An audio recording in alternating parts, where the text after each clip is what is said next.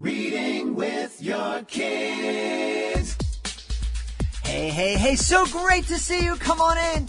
Hi, my name is Jedley, and this is the Reading with Your Kids podcast. We are coming to you from the beautiful neighborhood of Reedville in the southwest corner of Boston, Massachusetts. We love that you're part of our beautiful Reading with Your Kids family. Please be sure to connect with us on social media, facebook.com/Reading with Your Kids, at Reading with Your Kids on Instagram, and at Jedley Magic on Twitter. Today we go across the pond to the United Kingdom to speak to Matt Ralph, the author of Sam the Speedy Sloth. Before we invite Matt into the studio, we want to let you know about a couple of really exciting things. First, please check out our website, readingwithyourkids.com. We have a brand new page with some great merchandise on there. If you are looking for a unique mask to wear out that is going to protect your neighbors and keep you safe from COVID-19, you want to go to readingwithyourkids.com, click on our merch page, and get yourself an official Reading with Your Kids face mask with our brand new logo on it. It looks absolutely amazing. Also want to let you know that on October 24th, the Reading with Your Kids podcast is going to turn 900. Well, we're going to be celebrating publishing our 900th episode. And we thought about what should we do. This is really a big deal. 900 episodes over the past 3 years. How can we celebrate this? We thought about creating a compilation, kind of a best of, and then we thought, no, let's bring in a really super guest. And then we found an amazing guest. This guest, we're not going to tell you who it is right now, but this guest has a video channel on YouTube, and his videos have over 4.2 billion views. It's incredible, and you are going to love the guest. I had such a great time. Check it out. Be sure to subscribe to the show wherever you find your podcast. Our favorite podcasting platform, of course, is the iHeartRadio app. iHeartRadio nominated us for their Best Kids and Family Podcast Award. We're so very, very thankful for them. We're also available on Spotify, Apple Podcasts, Google Podcasts, Stitcher Radio, Podchaser, Ghana in India, Himalaya in Asia. We are all over the world, and we would love for you to subscribe to the show. And you do want to subscribe to the show so you don't miss our big 900th episode broadcast, which is coming on October 24th. Joining us right now from London in the United Kingdom, he is the author of an adorable picture book called Sam the Speedy Sloth. Please welcome to the show, Matt Ralph. Matt, how are you? Hello, thank you for having me on the show. Excited to have you on the show, but I have to tell you, I don't usually think about London when I'm thinking about a sloth. No, I guess, yeah, that's, maybe there's a bit of a disconnect there, but it's all in my imagination, I suppose. Excellent. So tell us about the story, please.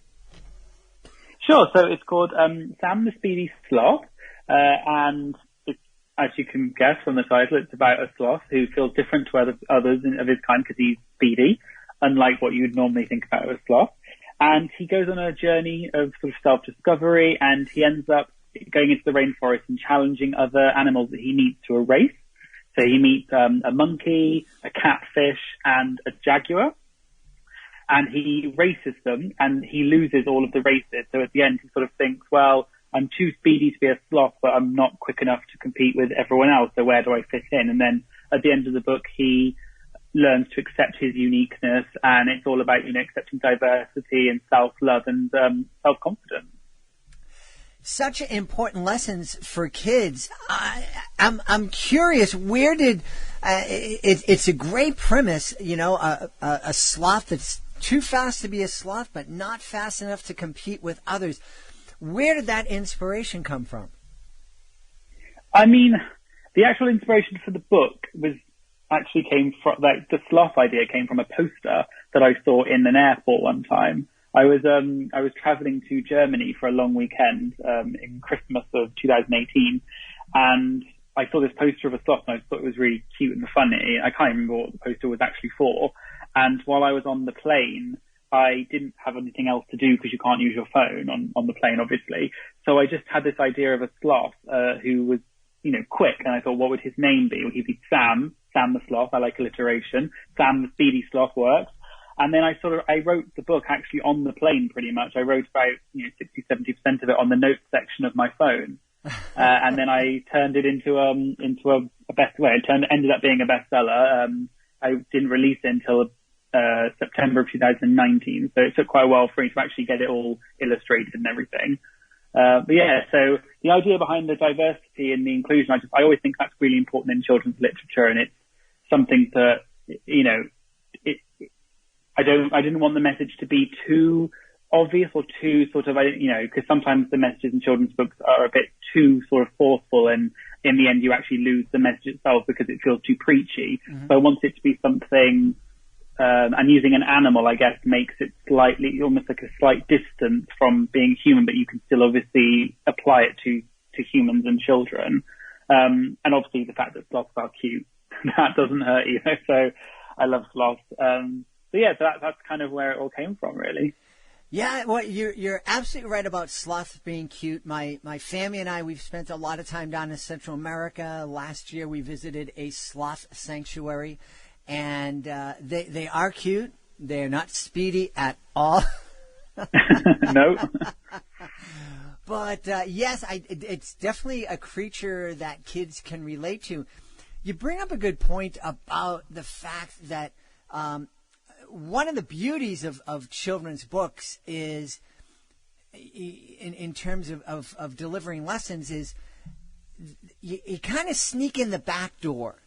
When you're kids in class, they're looking right at the teacher, or nowadays they're looking right at the Zoom screen, and the message is coming from the teachers right in. The kids know it, and they can kind of block it and be bob and weave away from the message sometimes. But when we help them, put their guard down, and they're relaxing, and they're finding, talking about a sloth that's so cute and cuddly, well, then those lessons kind of sneak in, and you can start some really cool conversations about a lot of things, and especially about accepting yourself.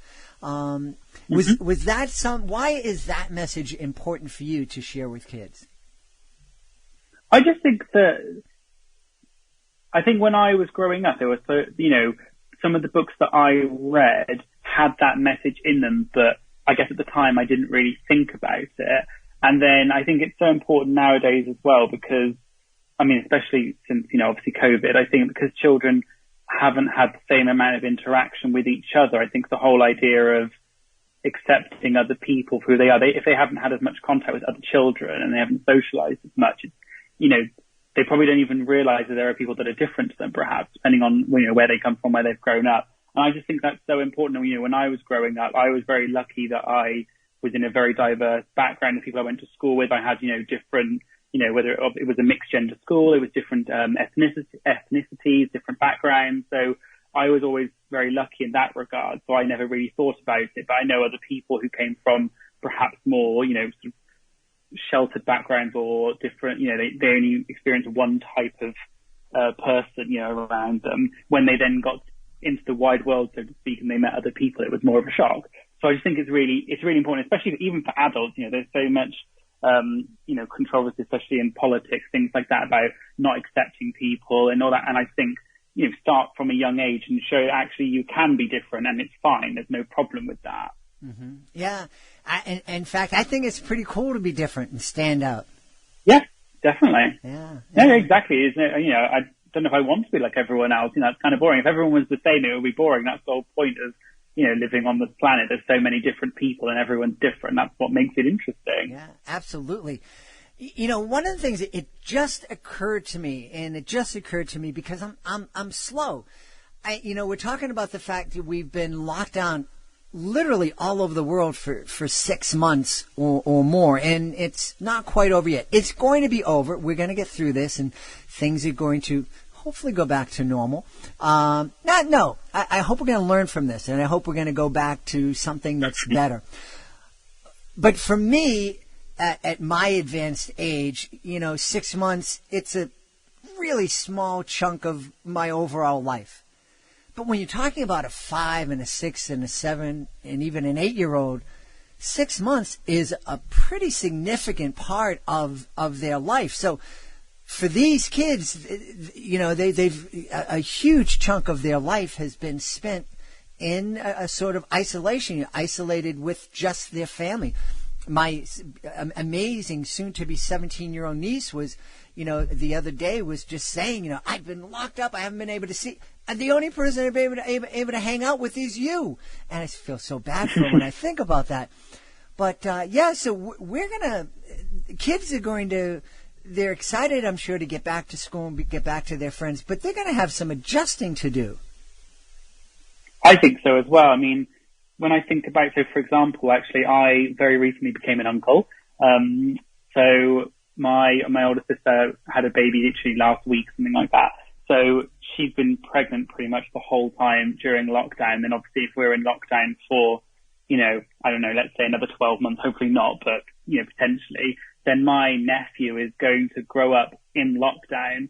And I mean, obviously at that age, potentially, you know, he might not be as cognizant of it, but I'm sure there will definitely be some repercussions of that. And obviously I can imagine for children that are more getting to school age, that's when also it's going to be definitely, because they start to understand the world more and they know that they're going to go to school and meet other people and friends. And if they can't do that, or it's going to be different because it's, you know, reduced hours or reduced numbers in class and things like that, it's definitely going to have an effect. I mean, it has an effect on me and I'm early 30s, so sort of, you can only imagine what it's going to be for children. Well, I know, you know, I'm not sure what the school situation is in the United Kingdom. It's different in literally every city here in the States. And, you know, there are some kids who are getting their own little plexiglass cubicles. And I'm trying to wrap my head around that, you know, I'm so old, you know, I remember going into banks and the tellers weren't behind bulletproof glass. You know, there was no separation. And when those barriers started appearing, even though you could see through them, it was kind of weird and kind of off-putting. I can't imagine sitting in a classroom next to my best friend, but being separated, being in a plexiglass box. Yeah, no, it must have, you know, definitely must have some repercussions later on, even if it's just, you might not even think about it at the time, but when you grow up, I guess, those things can leave an impression. I think that's why it's so important to try and, even during times like this, especially during times like this, you need to build that community and that sense of, you know, we're going to get through this. And I think that's why it's so great that now, you know, there's so many more online resources and groups and ways to meet up without obviously meeting up in person. And although my book, Sam, Speedy, Sloth, the first book came out before lockdown, my second book, which only came out a month or two ago, that came out during lockdown. And so that book it's the same character, Sam, Speedy, Sloth, but this time it's slightly different. It's all about him going and finding new friends and and he meets different animals, and each animal moves in a different way. You know, there's a bird, obviously, who flies, and there's an armadillo who's underground, and then there's an otter who swims, and they all think, well, we can't play together because we're all different. But actually, in the end, they realize they can adapt and they can play together by changing things. I think that's an important message in times like this, that just because the situation has changed to what it would normally be, that doesn't mean that we can no longer do the things we used to be able to. We just have to slightly adapt them. And I think that's what's really important, especially for children. Absolutely. What inspired you to become a children's author? I've always loved writing. Ever since when I was a child, I used to write, you know, little stories and in my notepad and, you know, about anything, you know, making stuff up. And I love rhymes and funny words. I used to read, you know, Dr. Seuss and Roald Dahl when I was younger, and I loved all of those, the rhyme and sort of the rhythm of it. And yeah, I never really thought about becoming a children's book author. And like I said, when I thought about this idea for the Sloth, when I saw a poster in the airport, it just suddenly sort of the bit fell into place. And the first line of the book just sort of bang came into my head when I was on the plane. And then, yeah, it just kind of came out. And I almost self-published a little bit by accident. It wasn't sort of a deliberate, I wasn't trying to self-publish. It just happened that way. But I've always been into literature. My background is in marketing and PR, so I did a lot of writing in a different way, but I suppose it's the same kind of creative outlet. Yeah. Fascinating. Do you ever think about the fact that there are families cuddled up together on the couch reading your words? I think at the beginning I didn't connect that in a way. Obviously, I knew that it was a children's book, but I think at the beginning, because when you're self-publishing, I don't know about other people, but in my experience, obviously, you don't really have an audience or a platform, so you end up pretty much just selling to your family and friends at the beginning.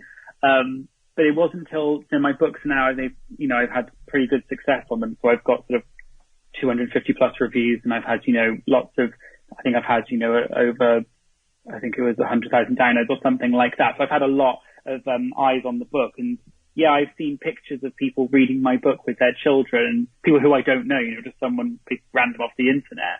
And that's when it really hit home that people actually read my books. And it was amazing to hear that, people saying, I really loved your book, my child really liked it, and they were laughing at it, or whatever it might be. That's just amazing to me. Yeah, that is one of the things I hope that authors take the time to think about. That I know when I'm performing my magic shows, I have an audience in front of me, and they react to a joke or a magic trick, and I get the response back immediately, and it's wonderful. Being an author is so much different. But I think it's really important for authors to understand that there is an audience, that they are speaking to families, and that their words are having an impact on kids' lives. No, definitely, and I think that's why, especially I guess nowadays, it's even better because we've got the internet, so it's so much easier to connect with people on social media and things like that. And it's just really lovely because I don't have children, so I guess I'm slightly don't have that experience for myself yet. But for example, obviously, like I said, I've got a nephew, and my partner has a niece. And actually, one of his relatives got married recently, and they've got a daughter, and the daughter has one of my first books, which is a book for very young children. She's only about, I think she's 18 months. And it's a book where it says an action, like, press the button, and then on the next page it shows what the reaction of that is, like a rocket ship blasting off, or shake the book and there's an apple tree, and then on the next page all the apples have fallen down. And she's only 18 months, but she loves the book and she knows all of the actions. And I watched her actually do it. Sort of, they weren't doing it for me. I just saw them using my book, and she knew all the actions even at 18 months. And she was laughing, and she was pressing the button with her little hand. And it was just to actually think that that's my book and someone's actually using it. That was just mind blowing to me. Hey, has your experience, other than just having experience writing as a marketer, has that experience of wanting to get a message out, to sell a product, has that helped you in terms of writing children's books, in that you have a message that you want to deliver to kids? Did the experience as a marketer help you kind of express that message better? I suppose because I did a lot of copywriting and things. Obviously, that's slightly different, but I guess it's still the same idea of getting your message across in a succinct way that people can understand and appreciate. So I think, that definitely, it does help. I think my marketing background more helped with the actual marketing of the book itself, obviously, and what channels to use and how to get it in front of the right people. But I think definitely from the writing point of view as well, the structure of structure of how to use language and things like that definitely comes from discipline. And also I studied languages at university. So I studied, I could speak a few different languages. So I studied German and Spanish, for example, at university. So language has always been a really important part of my background and my education. So I suppose then writing, even in my own language, you still have that way of thinking, and it just gives you a structure of how to take thoughts from your brain and actually write them on a page in a way that's accessible to other people. Yeah. As you're speaking, I was thinking about this, people might not think of writing a commercial or writing a display ad for a magazine is connected and similar to writing a children's book. But in both cases, you have to get across a message. You have to tell a story in a very succinct way, with a limited number of words, whether it's a 30-second commercial, one page for an ad, or 300 to 600 words for a children's book. And, it's not like a novel where you have, 50,000 words. You can tell a story with, 300 pages of 50,000 words. I think a lot, because I think a lot of people think that writing a children's book would be easier than writing an adult book because it's shorter. But actually, I think it's just as hard, if not harder, because I think I read a quote once and they said that writing a children's book is like taking War and Peace and then writing it on one piece of paper. It's almost impossible. You have to tell a huge story in a very short space of time or very few number of words. And I think, definitely writing for advertising copy and things like that, you definitely get used to what is the core idea, what's the fluff, cut the fluff away, get just, they say all killer, no filler. So, you have to get really to the point. And, so when I wrote the first draft of my book, it was, thousands of words. I think it was 2,000 words. So I had to then cut it right down to the bare minimum sort of thing, which is like 500-600 words, something like that. So you realize what's important and what isn't when you're writing a children's book, I think. Mm-hmm, mm-hmm. Yeah. I imagine I'm trying to put myself into your place when you were seeing the 18-month-old of your friend using your book and knowing all the actions and interacting with the book. That must have been such a rewarding feeling for you. It was, I think, because I wrote it a long time ago. Actually, it was my first book I ever published. That was before Sam the Speedy Sloth, but I didn't really promote it very much, and I created it all myself. I didn't get it professionally illustrated, so I didn't see it as sort of a proper book, I suppose, but even though it was.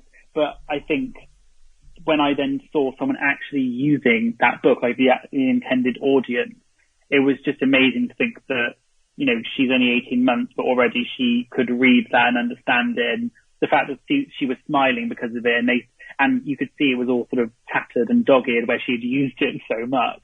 That was the thing. They said literally she uses it every day. It's her favorite book of all the other books that she's got. That's the thing that she always goes back to. And that was the part that was just like, I couldn't even put into words how that felt. It was just amazing. That's awesome.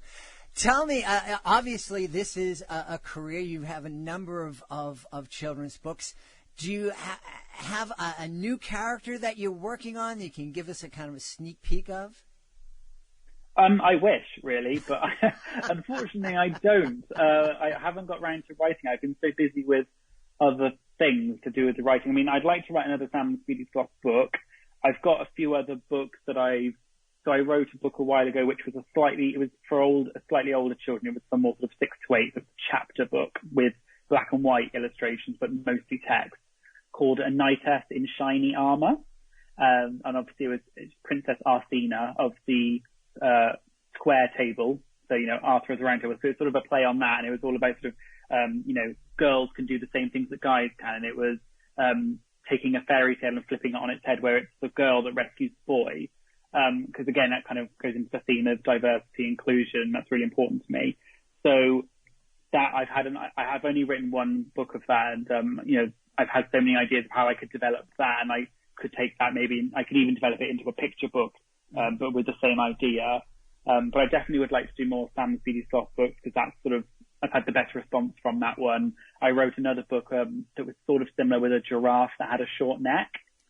That's another avenue I could go down, but I've just been so busy with doing all of these other things in the marketing, and I also do personalized versions of my books now. Oh.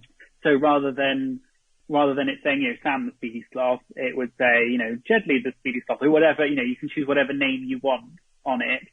And I sell that through Etsy, and that's been doing really well, actually, especially with, I guess, Christmas coming up soonish. Mm-hmm. People are starting to think about things like that, and christenings and whatever else, birthdays. So that's been another avenue that's sort of taken my attention away slightly from writing. Wow. There's so much going on in the world of Matt Ralph. Tell everybody where they can go to connect with you and see just a slice of what's going on. So my website is www.mattralphthewriter.com, or you can just search, my name's actually Matthew Ralph is my sort of official name on my book. So Matthew Ralph on Amazon, Sam the Speedy Sloth, you'll find it. And if you go onto my website, you can sign up for my newsletter and receive a free activity book, which has colouring pages, word searches, spot the differences based on Sam the Speedy Sloth. So if you sign up for my newsletter, it's exclusive content. You can get that. And I also have my social media links, which you can find on my website as well. Awesome. Well, we've had a great time speaking with the author of Sam the Speedy Sloth, Matt Ralph. Matt, thanks so much for being on the show. Thank you very much for having me. Please be sure to join us for the next episode of the Reading with Your Kids podcast. We're really excited. The presidential election is right around the corner, so we have invited Zach Bush and Laurie Friedman in to celebrate the little book of presidential elections. This is a really, really great book that will spark some great conversations with your family. That's the next episode of the Reading with Your Kids podcast. If you are the author of a fantastic children's book, you may be frustrated at how hard it is to market your book, even in the best of times. But right now, during the COVID-19 pandemic and all the lockdowns and all the restrictions, well, it's especially difficult. Well, we have something that may help you. It's called the Reading with Your Kids Certified Great Read Program. All you need to do is go to our website, readingwithyourkids.com, click on the Authors Click Here button, and then scroll down to where it says Certified Great Reads. It really is a wonderful program. Here's how it works. If our panel believes that your book is worthy of 4 or 5 out of 5 stars, it becomes a Certified Great Read. And with that status comes a number of tools that can really help your book stand out from the crowd of books that are published every single month. Lori Olinsky, who is the author of 2 Reading with Your Kids Certified Great Read books. She's a background in marketing. She's a marketing professional. She knows how to get out there and market books. She loves the Reading with the Kids Certified Great Read program. She tells me that it gives her more confidence when she is approaching a bookstore to carry her book, or when school visits and library visits are available. It gives her more confidence when approaching a school principal or PTA or a librarian to present a live program. Check it out for yourself today. Readingwithyourkids.com. Click on the Authors Click Here and then scroll down to where it says Certified Great Read. I want to thank the folks who made today's show so very wonderful. Of course, I want to thank our guest, Matt Ralph. Be sure to check out Sam the Speedy Sloth. Also want to thank my team, starting with my amazing daughter, Alejandra Doherty, my producer, Fatima Khan, my author, Ambassador Peggy Cotto. I want to thank my beautiful wife for all the support she gives me. I want to thank Augie the doggy for having my back here in the studio. But most of all, I want to thank you. Thank you so much for taking the time to join us today. And as always, thank you so very much for taking the time to make the world a better place by reading with your kids. I'll be looking for the next edition of the Reading with Your Kids podcast.